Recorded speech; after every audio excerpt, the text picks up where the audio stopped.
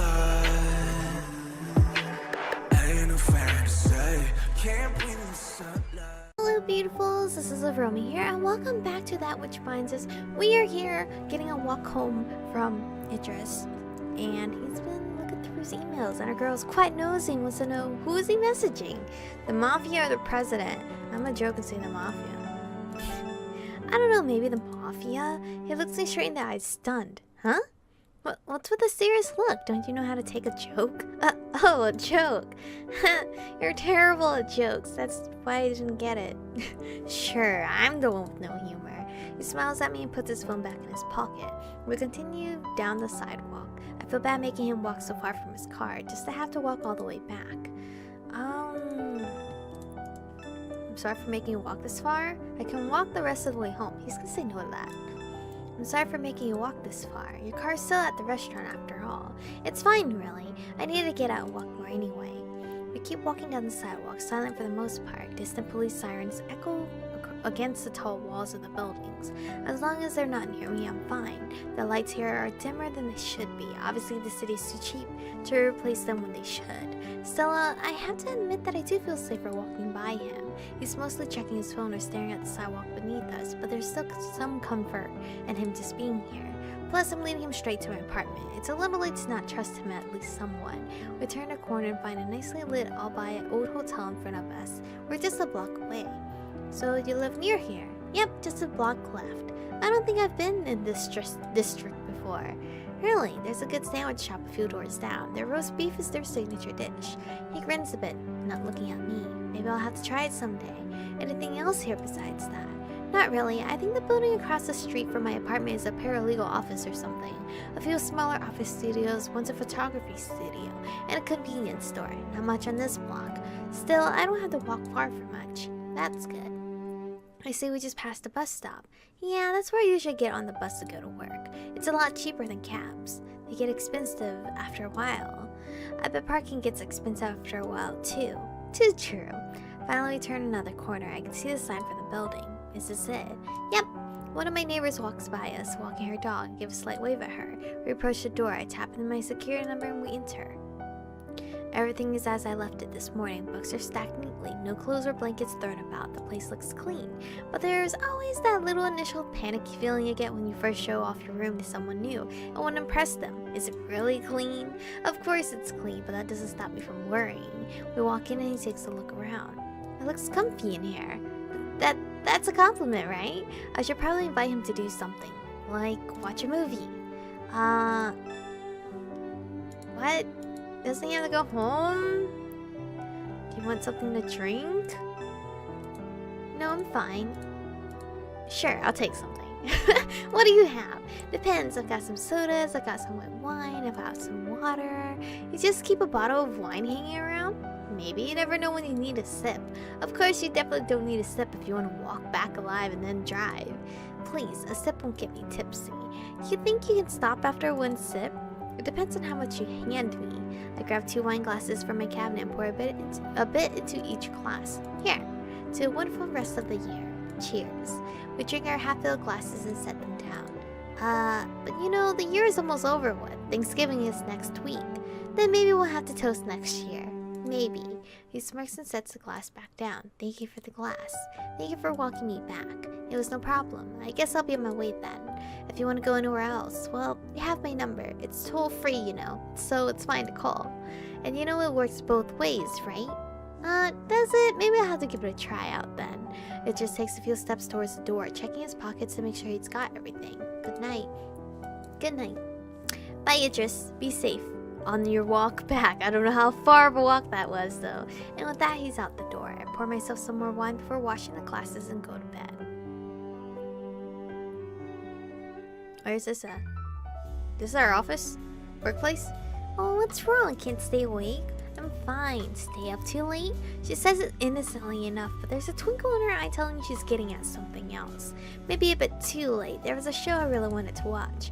Don't worry, I'd never make you open all by yourself.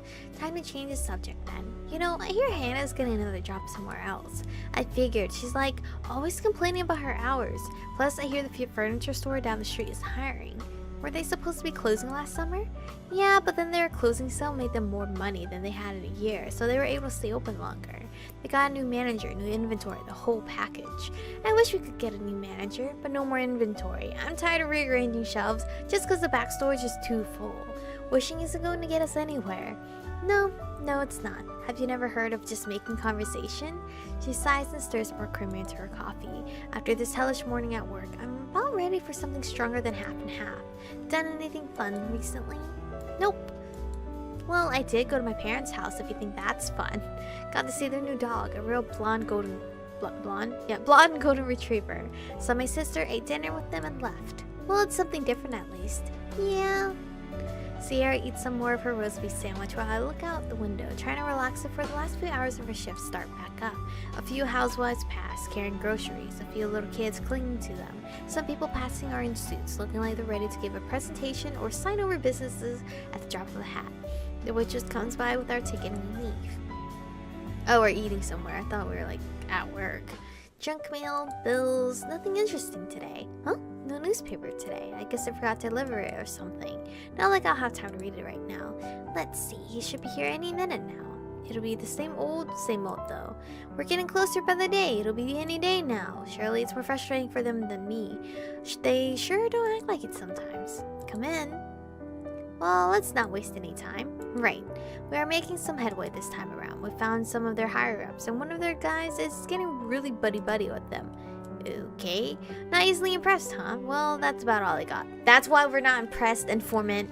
We know some of their grunts are walking around more at night, scoping different areas to see which one is more lax. Why? Currently, it seems they are rather divided. Maybe that's not the right word. Not fully joined together might be better. Basically, they're all under the same umbrella, but they don't all cooperate or report back to the same people.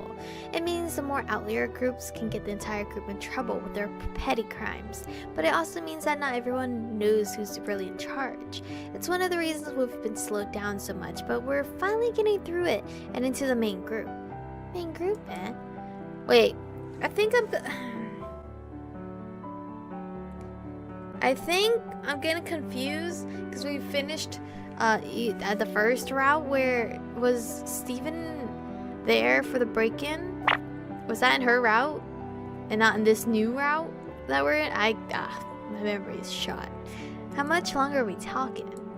You know, that's never a thing we can answer. I figure if I ask it enough, then maybe I'll get an answer. That's not how this works, sadly. Actually, I could give you an answer, but it'd be me guessing. Yeah, I know. That's all you've got for me? One more thing before I go. It looks like a few other guys have been following this girl around. Thanks. He walks out the door while I keep to myself. What have I gotten her into? Again. Trouble. Another boring week at work, as usual. At least I wish I could say that. Every week that gets us closer to Christmas just gets more and more hectic. I haven't had a reasonable schedule in weeks, which is why I haven't been able to see him in what feels like forever, though. Though it's only been 3 weeks. About 3 weeks, that's a long time. We keep trying to make plans to go somewhere, just get coffee, but every single time one of us is busy, and it's usually me. My body will be happy when the holidays are over, though my bank account won't. But finally I have the day off, and most of tomorrow morning off too. I could call him and ask him to go somewhere, but where's the fun in that? It's the middle of the day, so he should definitely be at work. Here we are. It's kind of quiet. Maybe he's doing paperwork. He doesn't have a client back there with him, or else I'd hear them, right? Only one way to find out. Oh, he's sleeping. Oh, my ear itches. Oh, he's sleeping. Well, that's why it was so quiet. There's no one awake back here. Did he fall asleep doing paperwork? He's almost knocked out over some papers. Still, he looks so peaceful. I can see his backlighting moving his backlightly. Backlighting, what the hell? Backlightly moving up and down as he breathes. It's the only noise in here. Seeing him like this, I kind of don't want to wake him up, but then I have to leave. Well, I don't have to wake him up or leave right away, I suppose. I run my fingers through his hair, letting my fingertips brush through the tips of his hair. I don't know why I'm doing this if he woke up, but I said a while longer, just taking it in. The sunlight in here makes the room warm and cozy. I might start to fall asleep too. It's warm. Someone's hands moves from my head. Oh, hi. Oh my god, I am so stunning looking. Good morning. Did I fall asleep here? Well, afternoon. You know it's past lunch, right? Why are you sleeping this late? For some reason, she's sitting here beside me, not trying to wake me up. You know, if I did that, it'd be creepy. Why are you on my desk? I thought it'd be comfy. I leaned back in my chair and rubbed my eyes, still trying to get fully lucid. What are you doing here? I thought I'd surprise you, but apparently it was too much of a surprise. I yawned. Surprise me? With what, your presence? That is a bit surprising, to be honest. She hits my arm as I move it up again. I yawn. What? I just mean it's been quite a while since I last saw you. I rub my eyes some more. I'm now trying to avoid looking at her while she's sitting on the desk. I'm sitting on the desk? I thought I was just sitting in the chair in front of his desk. It hasn't been that long. It feels like forever. Yeah, it has. It's been almost 2 months. It's barely been 3 weeks. That's almost a month. I raise my hand again to stifle a yawn, but she catches it. Hey. Take me somewhere. I'm kind of at work. I'm busy. Wait. She pulls my hand closer to her. Dude, it went by so fast. I didn't know what he said. It easily moves towards her since I didn't pull back. This is probably why my hand ends up pressed against her lips. Your hand. What? What is going on? I have no choice but to look at her. For a second, she looks surprised, but that look is quickly dashed by a terrible, wicked smirk. Of course, I can't let her have the last laugh. If she wants to sit on my desk, then I stand up and lean over, drawing her hand close to my lips. What the fuck are you two doing? It's her turn to act flustered. Now, as I was saying, I've got a lot of work to do, but I suppose I can take a few hours off. Where do you have in mind? Or where did you have in mind? She's so flustered, but her faces are too close for her to try to look away. Her face is turning red. I give her a light breath on my hand. Well, wanna go to the aquarium? What the fuck? Sure, let's go. Aquarium? Yeah, that'd be relaxing, right? Sure. I lean forward a bit more. Ready to go then?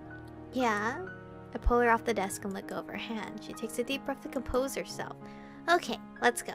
Well, you started it, so he finished it, I guess. I guess that's how these two are gonna roll. Great, let me get the keys. Or get my keys. Keys? Yeah, how else are we going to get there? Alright. She starts fidgeting as I grab my wallet and keys. She hasn't been behind a car in a while. Here we are. We walk a grand total of 15 feet from his door to find his car. I was gonna say a moron. A maroon near-looking sporty car. Acting like a chauffeur, he opens my door and waits for me to sit down. After you, madam. At least he didn't say my lady. Psh! If he said my lady, I would be sold. Madam. No, that sounds way too old. Say my lady, okay? He quickly sits down in the driver's side and we're off. Bunnies are cute. I bet the pet store has some right now. My attempts to distract myself from being in the car come to crashing. Why did I use that word? Halt as he goes over a bump in the road a little too fast. In hindsight, it was a tiny road bump, but my nerves were on max. I gripped the door handlebar harder. You alright? Yeah, I'm just... There's no point in hiding it from him. It's not like it's a huge secret. I got into a car accident a year ago when I was sitting in the passenger side. I guess I'm still nervous when I get in cars. He reaches over and pats my hand. Oh jeez, this is where I'm gonna stop for today because I want to see the aquarium in the next episode. Hopefully there's a CG art, maybe, I don't know. Probably next we just had one if him sleeping at his desk is a CG art. But anyway, thank you guys for watching today's episode. Stay beautiful and I'll see you guys in the next one. Has to wonder